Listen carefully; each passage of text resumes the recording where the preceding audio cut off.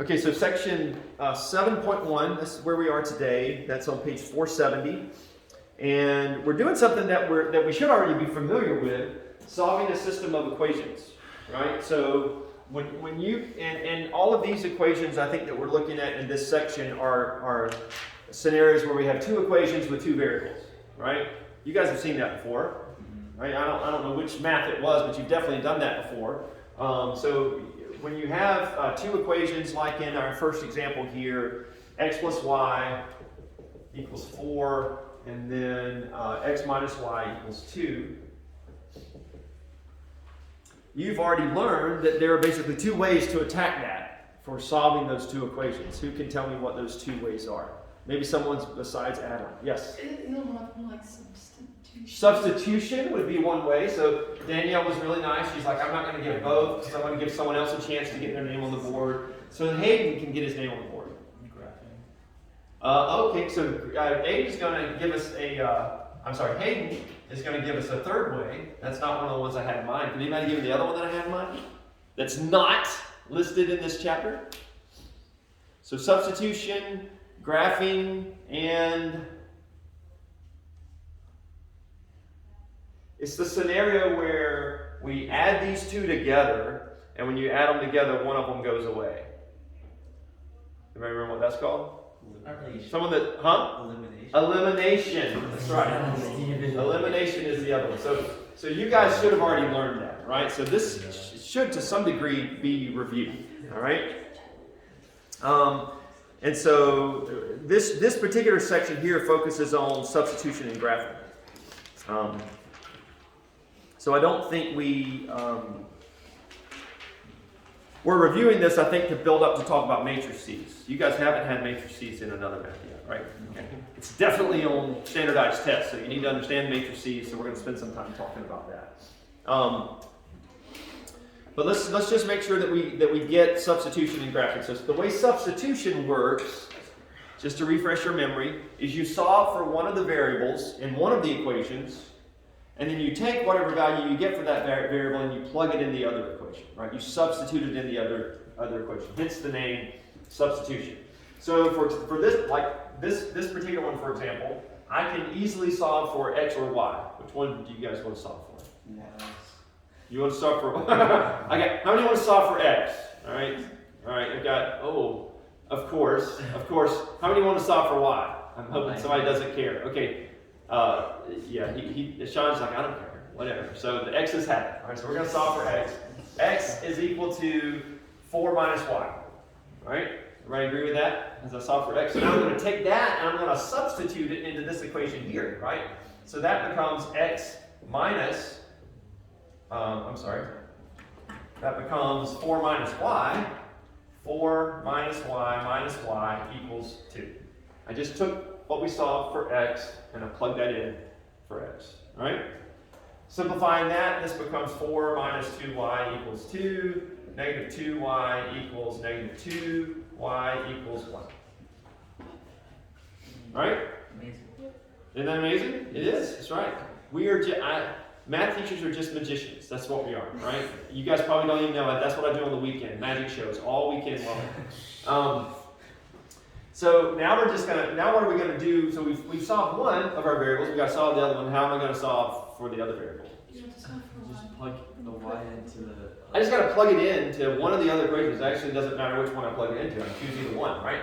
So if I choose the first one, x plus 1 equals 4. So x equals 3. So there's our values for x and for y. All right? Now, we've done that. If I'm doing this on a quiz, maybe I'm pressed for time, and so I'm not going to do this final step. But what's the final step I need to do if I'm doing this on a test? Check it. Take these guys and plug them back in the original equations, right? To verify that you get a true statement. So, I get it. If you're pressed for time, even if you're taking a test in the classroom and maybe you're pressed for time, maybe I'm just going to write down the answer and I'm going to go back at the end and I'm going to go back and check all of these. That's not a bad idea.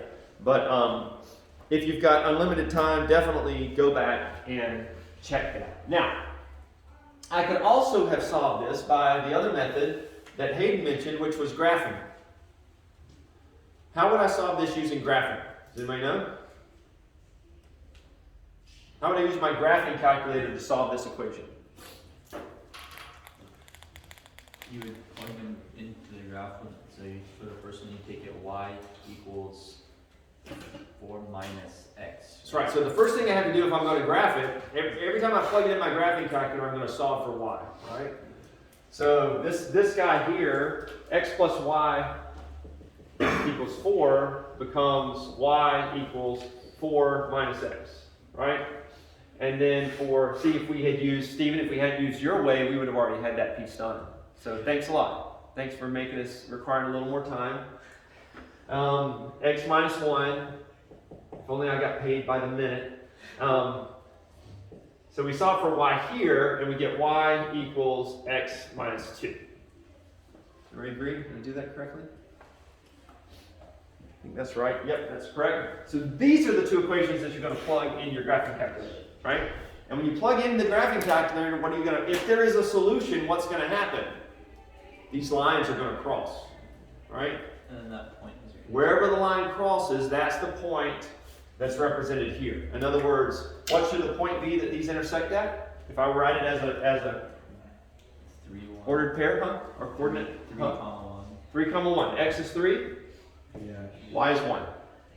So that's what you should get on when you see where it crosses on your graph. Now you might have to do some things like zooming in, and there's a trace function on there. There's some different things that you can do to try to get to that point. But you can at least kind of quickly verify when you look at your graph that it looks like it's at 3 to 1, right? So that's another way you could check your answer, is by punching it in your calculator.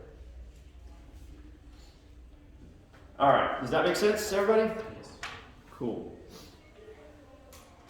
Now, you might have, sometimes you have a word problem, and you have to kind of set this up. They don't just give you the equations right off the bat like they give you here. Sometimes it's a word problem, and you have to figure out how to set up those equations. So that's what we have in example 2. By the way, if there's no solution, sometimes there will be no solution, and so what's going to happen is when you plug this into your graphing calculator, you're going to see that they don't cross anywhere, right? So you'll have no solution in that instance. If we're dealing with lines, what type of lines would they have to be if they don't cross anywhere? Parallel. They have to be parallel lines, right? Only parallel lines won't cross. Anything else, if they're lines, they're going to cross somewhere, right? If they're two distinct lines, they're not the same line. So that will be the one scenario where there's no solution. Okay, so this particular problem says a total of $12,000 is invested in 2 funds. So we're investing $12,000. This is the kind of stuff they love to put on SATs and ACTs, so you need to definitely understand how to do this. $12,000 is invested in 2 funds. The first fund pays 9%. The second fund pays 11%. Simple interest. So really simple equation that we're going to be setting up here. The yearly interest is $1180 or $1,180. So at end of year, interest equals $1180. All right? Does everybody get do you understand the problem? What it means? What the different pieces mean? The question is, how much is invested at each rate? So we know the total that was invested to begin with, but we don't know how much was invested in the 9% fund and how much was invested in the 11% fund, right? And so that's what we're trying to figure out. So if we think about this, the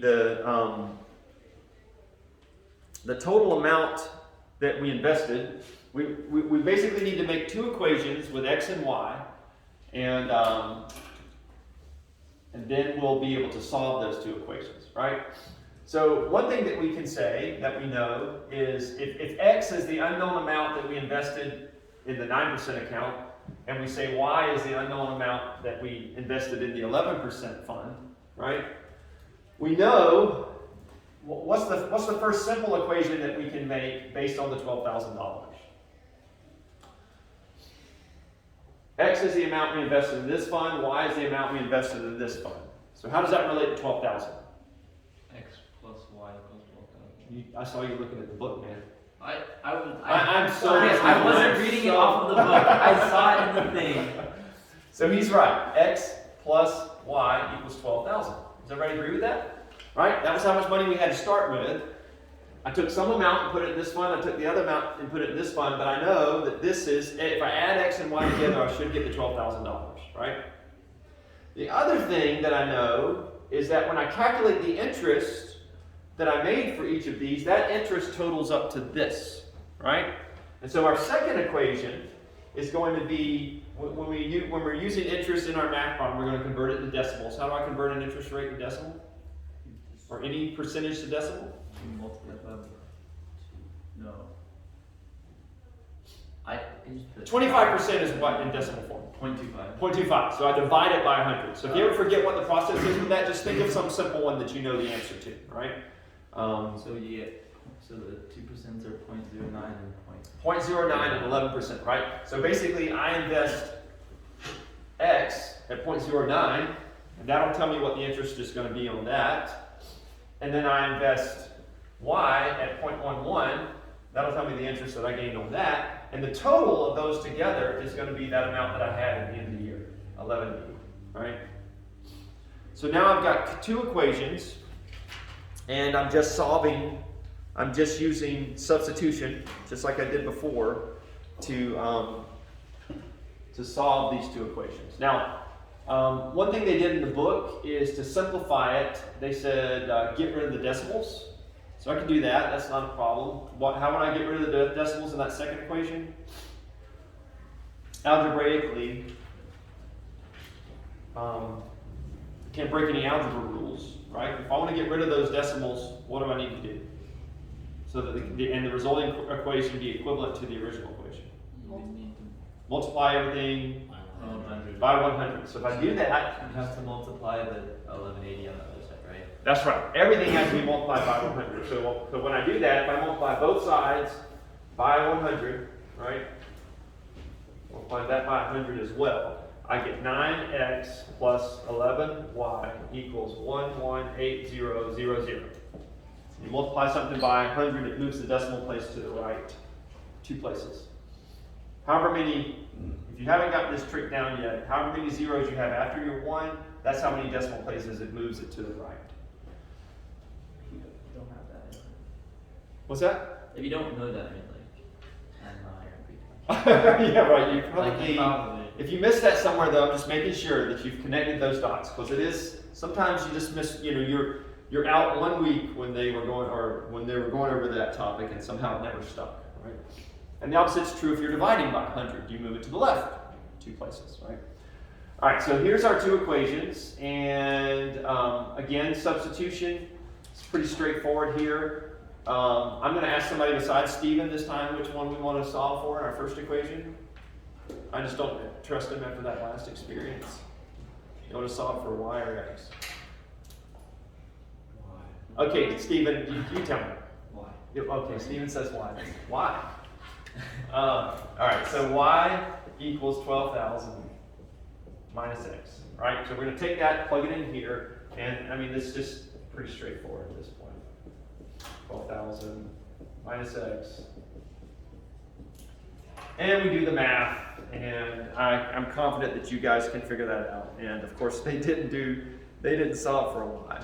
That's why I chose Y. So he forced me to do, but that's okay, because I can look down and say that it's going to be 7,000. And now the easiest equation, I can plug that back in either equation, but the easiest one to plug it into is this one right here. So 12,000 minus 7,000 equals 5,000. So y equals 5,000.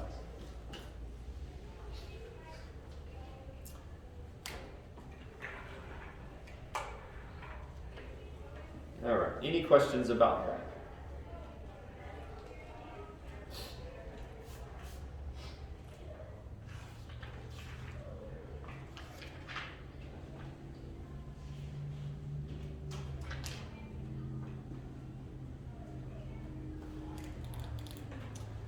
Nope.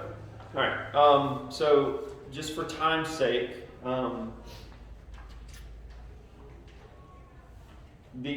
not everything that we do is going to be a line. So just be aware, like in the next in the next section here, they give us a quadratic equation. They say our systems, two systems of equations are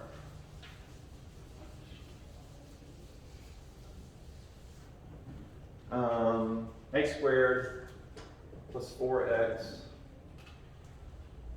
minus y equals 7. And our second one is 2x minus y equals -1. Right? I'm not actually going to solve this one because I know that you guys can solve this one. You wouldn't have any trouble doing that. If I'm using substitution, which equation am I going to solve for? Probably, and then take it and solve it and substitute it in the other one. Probably going to do the second one because that's much easier, right? So I'd solve the second one for y, and then I would take that and plug it in that first equation there. But this is the thing that I want you to remember. We spent one chapter, at least one section, probably multiple sections, talking about quadratic functions, right? Quadratic equations and the graphs of quadratic equations. Who remembers what the graph of a quadratic equation looks like? It's a parabola, right? So you're going to have something, when you graph that first one there, you're going to have something that looks like that, or potentially it could be going opening in the other direction, right? Be flipped around the x-axis, but something that looks like that. And then this equation here is the equation of a what? A line. That's a line, right? You can easily rewrite that in slope-intercept form. That's just an equation for a line. If you just have a single x and a single y variable, that's always the equation for a line. So what that means is when we understand that the solution for these guys will be where their graphs cross, it means for this system of equations here, the possibilities are I could either have maybe a line that bypasses it altogether, something like that, so there's no solution, right? Or I can have one super unique case where it just happens to go through here and right at the bottom of the parabola, right? Or some point on the parabola, it just tags it right there on that one area. Probably have to be right at the bottom, actually, the way the parabola is shaped. So that would be the one case where you'd have one solution. And then, because we have a quadratic equation, the last option, which is what this one turns out to be, is you've got something like this, right? Where the line goes through the parabola and it crosses it in two places. And so we're going to have two solutions. And so in those cases, when we're doing substitution, when you solve this thing, you're going to get something. When you substitute in the other equation, you get something that looks like that, right? And then you would say x equals -4 or x equals +2. And you'd have to plug both of those back in to get what the corresponding y value is. And so when you plug them back in, you would see for the first one that y is equal to -7, and for the second one, y is equal to 5, right? So just something that should be kind of obvious to you when you see what the original equations are. I got a parabola and a line that potentially may cross it in two places. And so there's the possibility that there might be two solutions, right? But then there's also the possibility, which is the next example 4, that the line is down here and never goes through the parabola, right? So you could have no solution as well. Those will be the two more common options. The one, when you've got a quadratic equation, the one solution is going to be the more uncommon one. Does that make sense to everybody? Why we would have two solutions there? And do you see how you would solve for the two solutions? It's the same steps. It's just you're going to get this thing where you've got some kind of quadratic equation that you set equal to 0, and then you solve and get two possibilities for that. Any questions about either of those two scenarios? All right. Example 5, I'm not going to go over it again for time's sake, but example 5 is something that you're not going to just be able to solve easily by using substitution. So something like this with the natural log function in it is where solving it graphically is going to be the easiest way to do that. Okay? So you just punch that in your calculator after you solve both equations for y. And then once you came up with your solution, you could plug it back in and verify that you got the right answer. All right?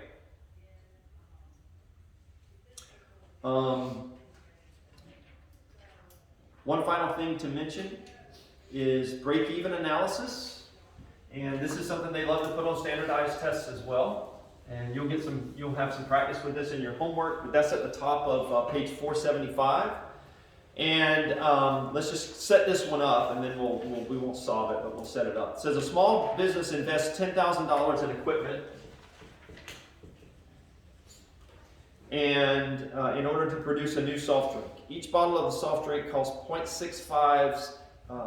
It costs 65 cents to produce.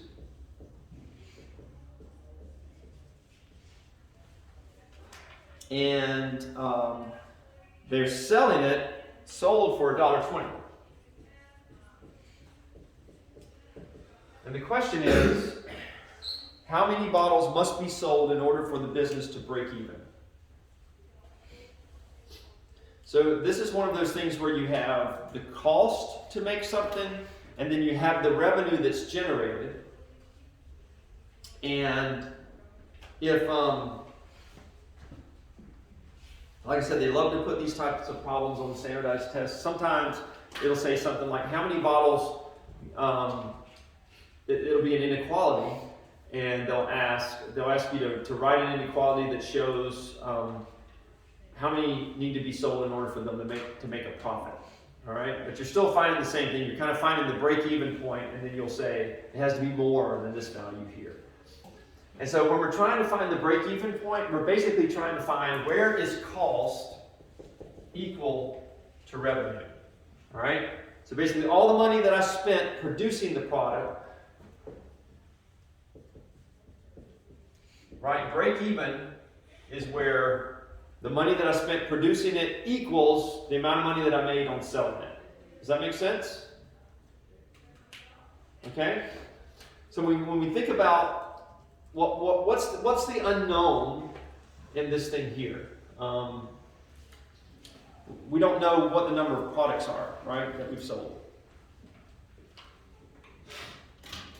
And so this one doesn't have two variables. There's just one unknown in this scenario. We're just trying to solve for one unknown.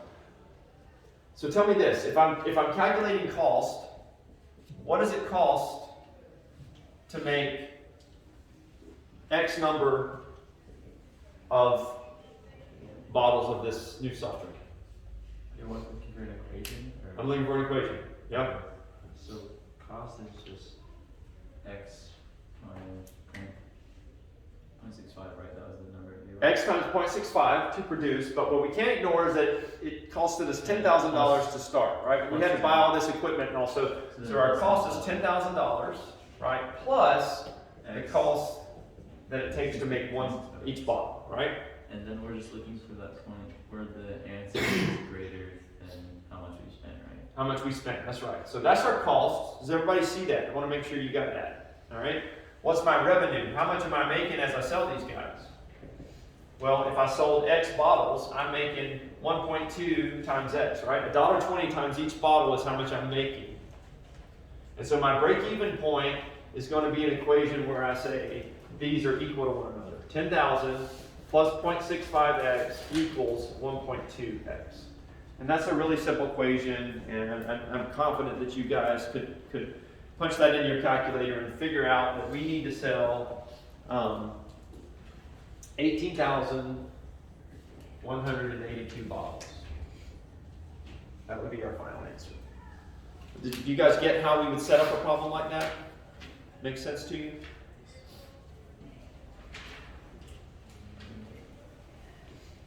Okay. Let's move on to section 7.2. Don't panic. I know we only got 15 minutes, but this is again just rehashing something that we've already learned. We've already mentioned this way to solve a system of equations, and that is using elimination. All right? So you've done this before. I'm not even going to do the first one because the first example is already set up to eliminate them, but I'm going to look at the second one. 5x plus 3y equals 9, and then 2x minus 4y equals 14. All right? So the idea with elimination, who can explain how elimination works? The basic. Yeah. You have to have one of the variables as the same so that you if we're going to add them together, the same but with opposite signs, Yeah. right? And so that they will cancel out. So then in the case like this, you see the first example they gave us was 3x plus 2 equals y equals 4, and 5x minus 2y equals 8. That one's already set up. If you just add those two equations together, the 2y goes away, right? And it's eliminated right off the bat, and you're left with just x. For this one here, we're going to have to multiply through to get rid of one of the variables. And in this one, it's going to be easier to multiply both of them through by a number, right? Just remember the algebraic rule is whatever you do to one side of the equation, you have to do to the other side so that it doesn't change. So which one do you guys want to get rid of? Y, because we can multiply both of them into 12. All right, so y, so I'm going to multiply the top part. I'm going to just write it like that so that I understand I need to multiply all the way through by 4. The sign is already different right here, so I'm going to multiply all the way through by 3. So that I'll have positive 12y on the top and negative 12y on the bottom. So when I add those together, it goes So away. then if the signs were different, like let's say the 3 on the top is negative 3, you'd have to multiply it by a negative 4. Negative 4, exactly. Yep, to make sure that the signs are opposing, right? So this becomes now 20x plus 12y equals 36. And this one becomes 6x minus 12y equals 42. That looks right? Okay, so we add those together, and we're just left with 26x equals 78, right? And when I divide through by 26, I get that x is equal to, what was it? 3. Is it 3? Okay, good. So x is equal to 3. Now I'm doing the same thing that I did before. I'm just taking that value and plugging it back in one of the original equations to get the value for y, and then I figure out that y equals negative 2. All right? And so if this is, remember, if I give you this on a test and there's just x and y, particularly if it's multiple choice, the multiple choice answer may be written as an ordered pair. So just make sure I can write that as 3 comma negative 2. Make sure you understand that, right?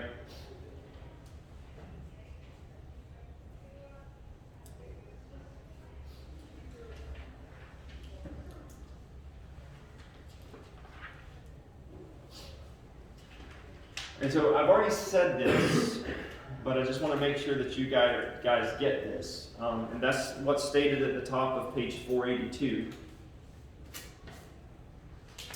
That when you have a system of linear equations in two variables, so for a system of linear equations, when I say linear equations, what do I mean by that?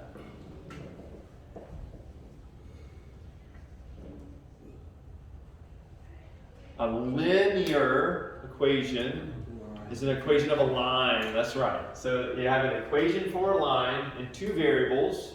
We could have an equation for a line in three variables. We'd be in three-dimensional space. So you have like the z-axis as well, and the line might be going into the board. We're not. That's coming though. If you keep going into math, you're going to have to work with that. Is that calculus? In the calculus world, yeah. For a system of linear equations in two variables, here are the possibilities. The possibilities are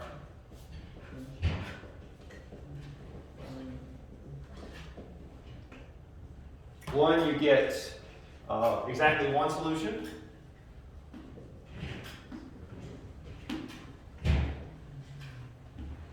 And so what that means is that the two lines intersect.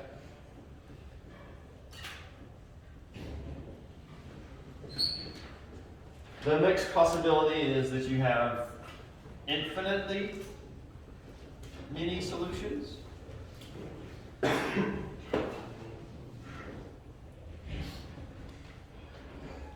let you guys get caught up and just see if you can tell me when that would be the case.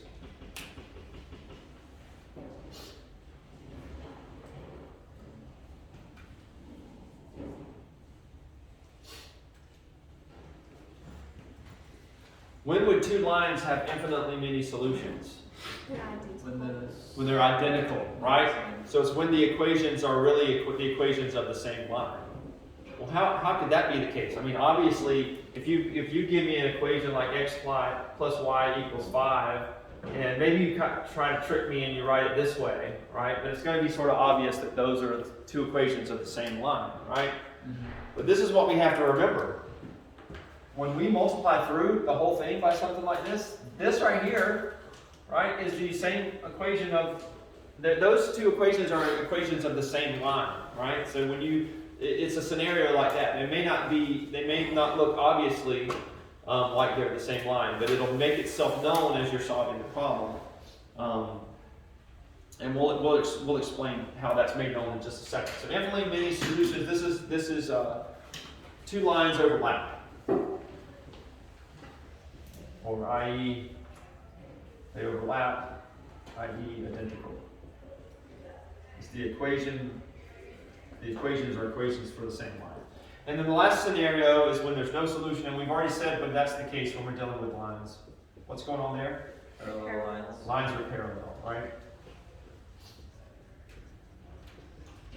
Okay.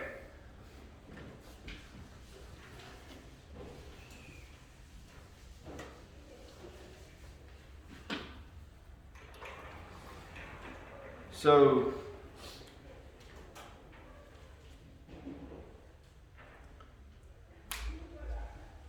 in example 3, they are there's just the question asking, are these lines consistent or inconsistent? These two scenarios here are consistent. This scenario right here is what we say is inconsistent. So if there is a solution, even if the solution is, there are infinitely many solutions, it's called consistent. When there's no solution, it's called inconsistent, okay? And so they just said match these lines to their graphs and then state how many solutions there are, and also state whether it's consistent or inconsistent. So I'm just going to have you look at that real quick. If I look at the first one, I put both of those in my calculator, and that's what I see in problem A. What scenario am I dealing with here? 1, 2, or 3? Infinitely many, because only one line shows up on my graphing calculator. So they're equations for the same line. So there's infinitely many solutions, and therefore it's going to be consistent. Okay? Now, in order to punch this in my calculator, what's the first thing I've got to do with these equations? Make them equal to what? I've got to make them equal to y, which is in essence, put them in slope-intercept form, because that's what slope-intercept form is, right? Solve for y. The second scenario, we see there that they're parallel, and so that's going to be this last one, no solution, inconsistent. And then the third one there is the most common scenario where the lines do in fact intersect in exactly one place. So there's exactly one solution, and it would also be considered consistent. Does that make sense from looking at the graphs? You guys can do that? Cool. So how do we know, what if we're not using a graphing calculator? How would I know that it's the no solution or the infinitely many case? All right, and I just want to show you guys this real quick in example 4 and 5. This is the no solution case, so look at what happens when it's no solution. 2x minus 2y equals 3, negative 2x plus 4y equals 1. All right. We eliminate by multiplying the top one through by 2. Okay. So we'll multiply this whole thing through by 2 to get 2x minus 4y equals 6 minus 2x plus 4. We don't have to do anything to the second one. By the way, I would not skip that step just because you'll make a simple error like multiplying and all. So if you take the time to kind of write this down, there's less chance of error. The x's go away, the y's go away, and you're left with 0 over here equals 7. Is that a true statement? No. So this is what's going to happen when there's no solution. You're going to end up with something like this that is an invalid statement. 0 is not equal to 7. And so then our answer for this one would be no solution. And inconsistent, right? If it asks for that as well. So I'm not going to go through it. What do you expect would happen if it was infinitely many solutions? It would equal 0. It wouldn't necessarily equal 0, but we're going to do the whole You get the thing, same thing. and we'd have got something like 7 equals 7. You can just, yeah, It do would the be same like- equation. It would be, what's that? It would be like the same equation. It would be the same equation, but that again may not be obvious. Like this one here, they did the same thing we did here, but they came up with 0 equals 0 at the end, right? So you'll get some true, the variables are going to disappear, and you'll get some true statement at the end, all right? So when the variables disappear and you get an untrue statement, there's no solution. When the variables disappear and you get a true statement, there's infinitely many solutions, okay? Got it. Give me 2 minutes to set up this last problem, all right? And we will be done. So the last thing that I want you guys to remember is something, again, that you've seen before, and that's using the rate equation. You guys remember the rate equation? What? You guys okay? Did that bring up bad memories? No. Okay, all right. Not the rate equation. It's the worst, man. The rate equation is terrible. Who knows what the rate equation is? Don't remember? Rate. So here's what I always remember for the rate equation. I remember what my speedometer says in my car. All right? When I'm driving down the road, or what the speed limit sign says. The speed limit right out here says that it's 55 what? Miles per hour, right? Miles is a unit of distance, right? Or length. Distance is how you think about it in this. And hour is a distance of time. So rate is distance over time. That's the easy way for me. I remember that every single time. And so if you see like a rate problem on a standardized test, right? This is what they're talking about. R equals D over T. Rate equals distance over time. All right? And so there's an equation here. So I want to make sure that you guys understand that. And there's this word equation here where they tell us that an airplane is flying into a headwind going 2,000 miles is the distance that it's traveling. All right?